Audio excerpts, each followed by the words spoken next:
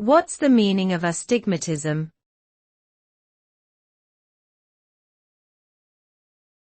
Astigmatism.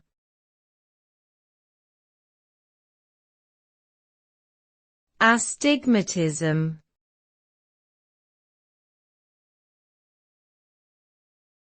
Astigmatism.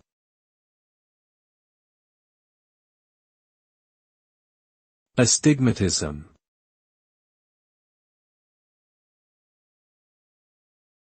Astigmatism is a common vision condition that causes blurred and distorted vision due to an irregularly shaped cornea or lens in the eye.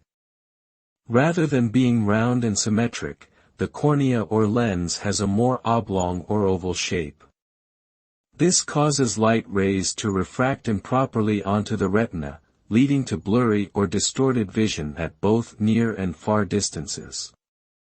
Astigmatism can be corrected with eyeglasses, contact lenses, or refractive surgery, such as LASIK.